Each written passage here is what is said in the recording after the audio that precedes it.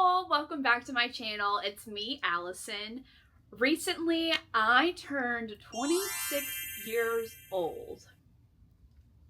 To me, 26 just feels like a really big milestone, and I started to find myself really nostalgic while turning 26. And so I started to think about all of the books that I read over a decade ago at 16, and one series in particular always comes to mind when I think about the books that I read in high school. It was the series that was the singular catalyst that made me into the reader that I am today, and that series is The Selection.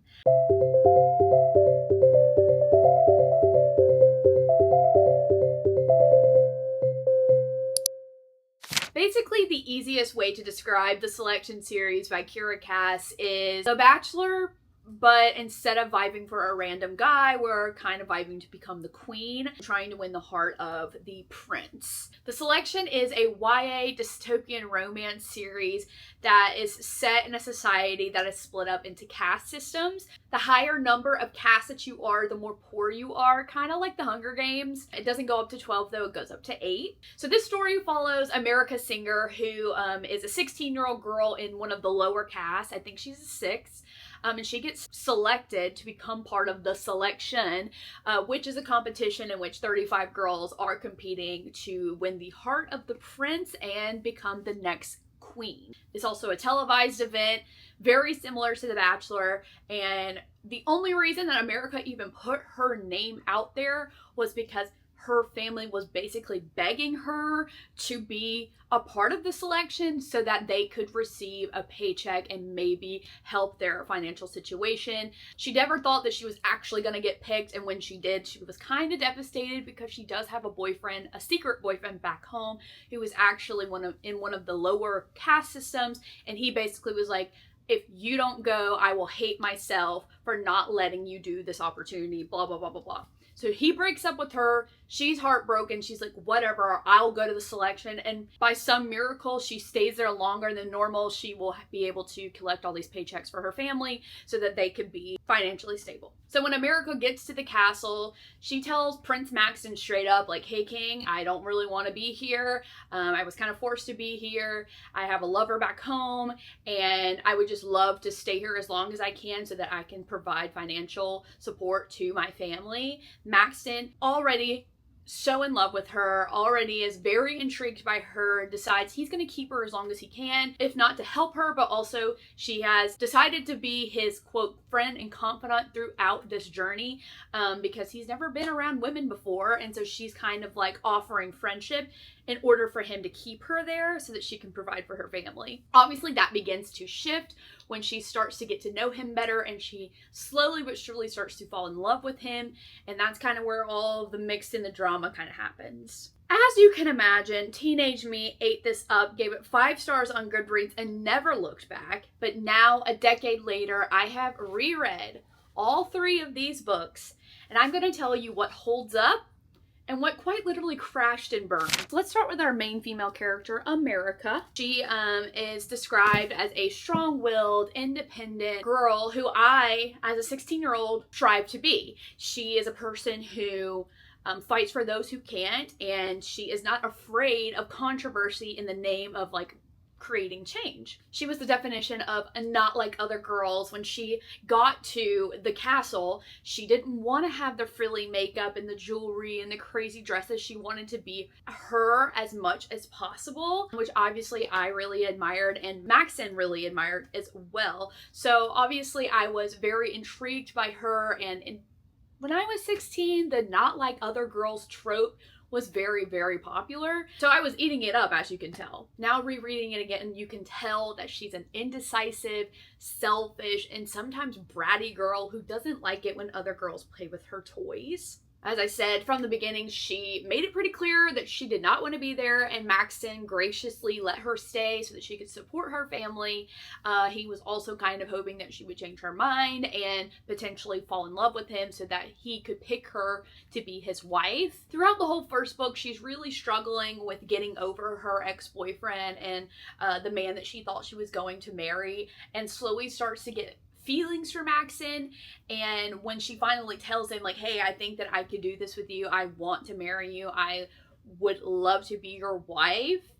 She gets really upset when he doesn't just drop everything and propose to her right there. Instead, he has to kind of play the game, and he has to follow the rules of this traditional selection series process. Doesn't want to let his kingdom down. So he has a plan in mind. He wants to keep her, but he has to prolong this process a little bit more because it has just started. Obviously, that makes her upset. She was obviously expecting him to drop everything for her, and when he didn't, she got mad and bratty and decided, maybe I don't like him anymore. Maybe I don't. In book 2, her lover from back home ends up becoming a guard in the castle, and instead of thinking of Maxon and his feelings and everything that she's told him that she wants to be with him, she was willing to give this wife princess thing a try. Instead of thinking about that and thinking of Maxon's feelings, she decides to sneak around behind his back and still make out with her ex-boyfriend who claims that he wants to be with her, while also simultaneously keeping on this front of wanting to be with Maxon. Obviously, she doesn't tell Maxon that her ex-boyfriend is in the castle and is trying to get her back. Maxon has no idea that he's even competing with Aspen, who's her ex, throughout this whole process. Throughout book 2 and a little bit of book 3, she's definitely playing these men. Maxon is obviously at a disadvantage because he has no idea that he's even competing. He has no idea that Aspen is in the room with us. I think Maxon really sums her behavior up in this one quote. I'm pretty sure it's from book 2, but he basically says that she is being careless with his one chance of a happy life, because once he goes through the selection, that's it. That's his wife, and that's his life forever. He doesn't get a second opportunity. So this is really his one chance to find a wife and a queen that will make the country proud. And she's really kind of juggling his feelings and being so wishy-washy, and she's being careless. So not only does America kind of pull away from Maxon as soon as Aspen re-enters the picture, she also gets super upset when Maxon decides to spend his time with the other girls in the selection, even though she's the one who's pulling away from him. This was a constant battle throughout the whole book. She was getting so angry that Maxon was getting to know all these other girls, but really he was just, one, playing the game. 2, he was trying to find himself a backup plan just in case America decides she doesn't want him again, which has been a consistent theme throughout these books. She is so wishy-washy, very indecisive, doesn't know what she wants, and Maxon is trying to make sure that if America falls through, he has a good alternative to be his wife. It's actually even funny because in the last book, the one, she is so angry with Maxon that she tells him, I want you to focus on other girls. I don't want you to focus on me. I want you to try and get to know anybody else in this competition. And when he does exactly that, she gets completely pissed off and is like, he doesn't love me. I want to leave. I don't want to be here anymore. And honestly, I have to say that this book series cannot even be considered romance because they are fighting the entire series. And the romance, I understand it's YA. I completely get it. But there is nothing. If you were to ask me today if I thought Maxon and America would last forever, I would tell you no, they would 100% get a divorce if that was the case. But let's not just focus on how she's treating Maxon throughout this whole series. Let's also think about the ex-boyfriend who she is continuing to string along and giving him hopes and thinking that maybe possibly she will choose him at the end of this whole situation. She has no intention of doing so. In fact, in the last book, he goes with her back home because her father has died, and so Aspen, as a guard of the kingdom, decides to go with her, and their secret relationship that they had before she went into the selection does get revealed, and her older sister asks her, why are you stringing Aspen along when you know that you love Maxon? And this is the exact quote of what she said. I'm going to pull it up. If Maxon picks someone else, I can't walk away with this with nothing. At least if Aspen thinks that there's a chance, maybe we could try again when things are over. How horrible is that? She's basically keeping him on the line for the sole reason of if she doesn't end up with Maxon, she'll have someone else waiting for her in the wings. It's selfish, it's bratty, and honestly, Aspen did not deserve that, because despite what 16-year-old me thought, Aspen's not a bad guy. Overall, I found America very insufferable throughout this series during my reread. It was very hard for me to stomach how she was acting. I can understand that she is a 16-year-old girl, but she also knew what she was doing and how she was acting and decided not to change it, and it just gave me the heebie-jeebies. I'm not even gonna lie. So let's move on to Maxon, who obviously is our male main character. Obviously at 18, I was so obsessed with Maxon. I really have a soft spot for him. He was one of my first book boyfriends ever. And now rereading this, I feel like my rose-colored glasses have come off.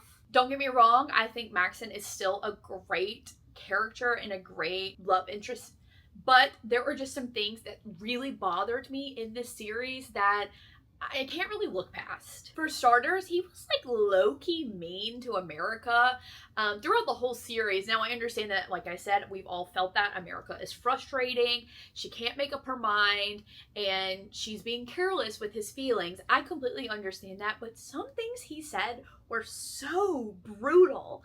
And if I was America, it would be really hard for me to look past. For example, in the last book, America has confronted Maxon and is a little upset about how far he has gone with some of the other girls as far as like being physical, kissing, things like that. This is YA people. In the name of trying to be honest and vulnerable, which has been very scarce for America, she has decided she wants to be vulnerable for once and tell Maxon how she feels about him getting intimate with all of the other girls. She talks about how embarrassed she is about some of her past behaviors, of how she was trying to seduce him in a way and he didn't fall for it. He literally laughed in her face and walked out with no conversation needed. This is literally what he says. Please, America, you've said and done so many foolish things. I'm surprised you can even be embarrassed anymore. That is coming out of the mouth of a man who claims to love her. Ouch.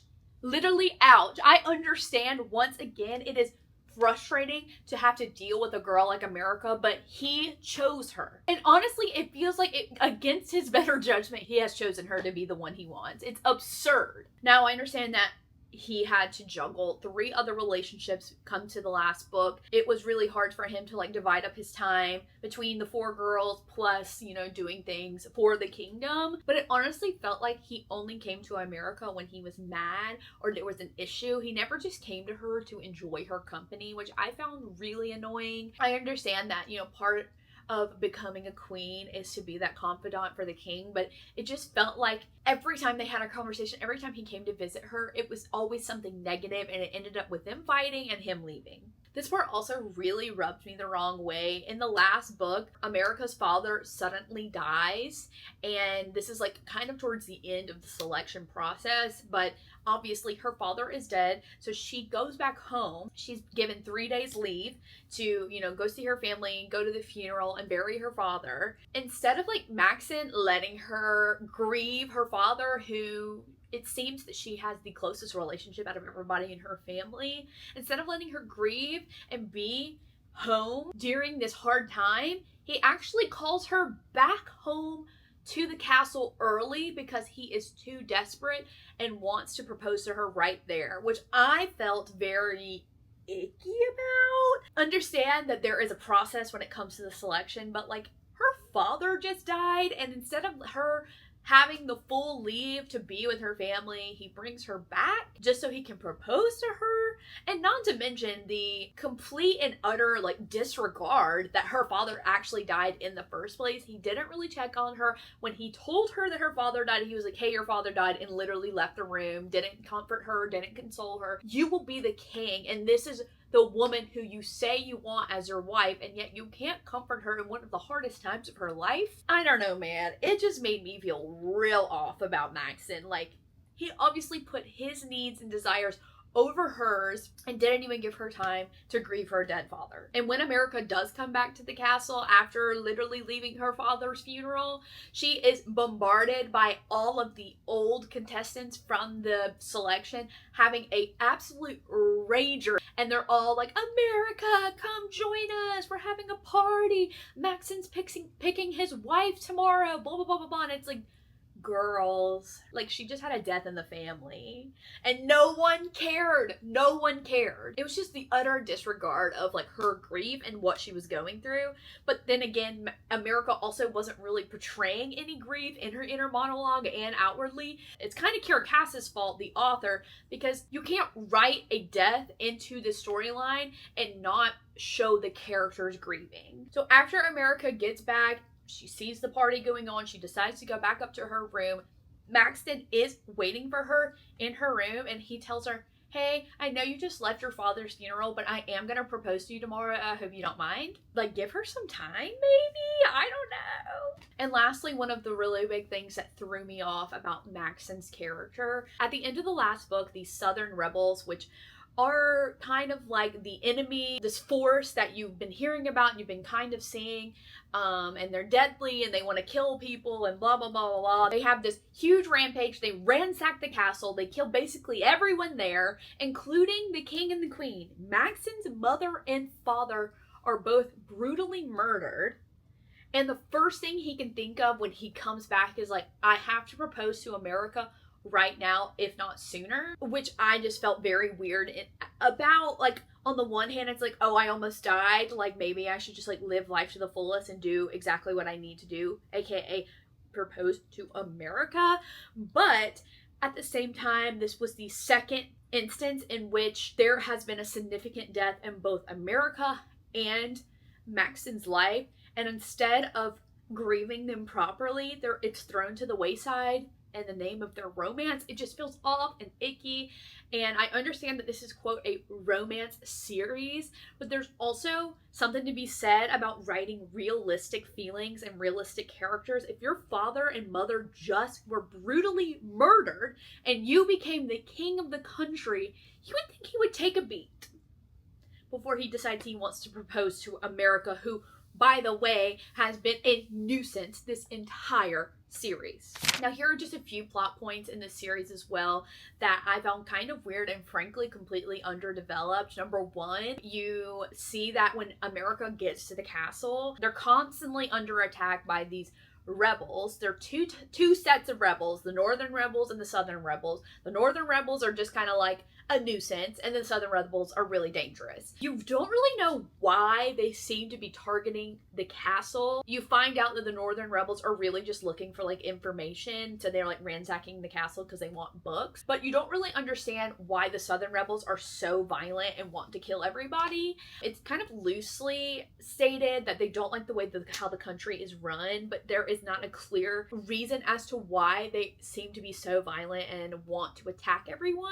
Towards the end of the series, you do see that Maxon starts to team up with the northern rebels, who are the, quote, like, nuisance, who just want information. They end up teaming up in order to like get rid of the southern rebels. You don't know their plan. You don't know how they know how things are going on.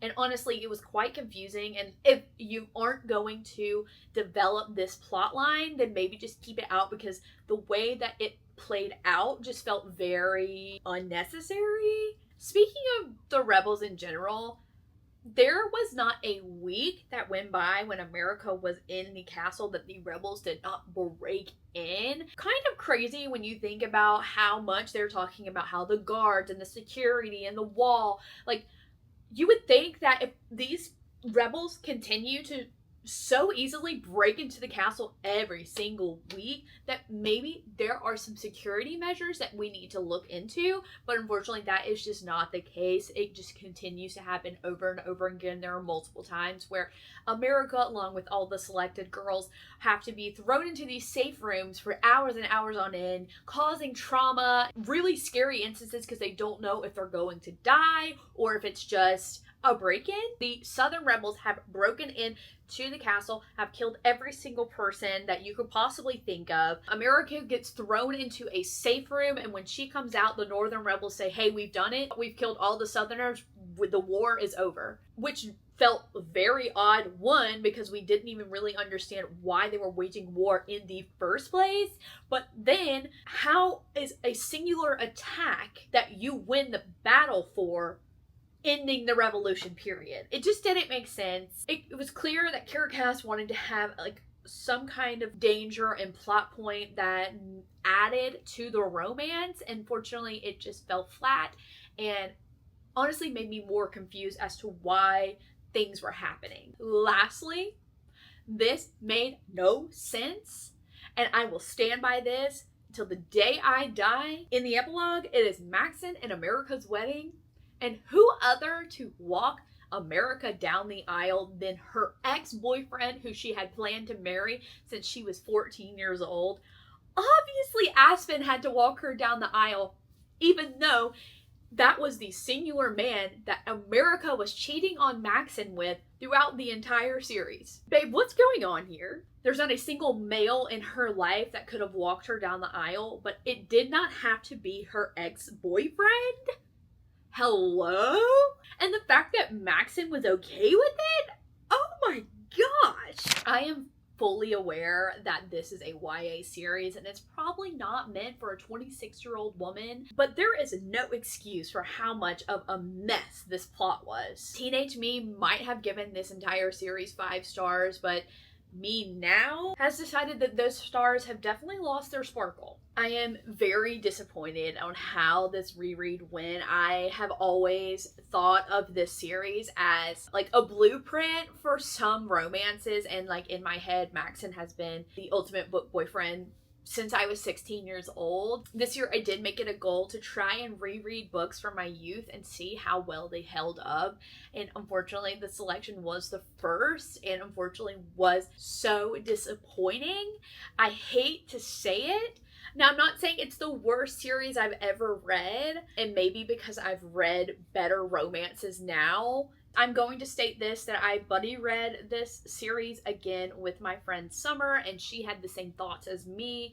Very underdeveloped plot and plot holes that just like could not be explained, as well as like the romance really lacking, and then on top of America just being the most insufferable character you could ever think of. I'm so sorry if you thought this was going to be a glowing review of the selection 10 years later. I'm so sorry. Comment down below your thoughts on the selection and whether you would reread it now or not. I'll have my social media links down below. But for now, bye guys!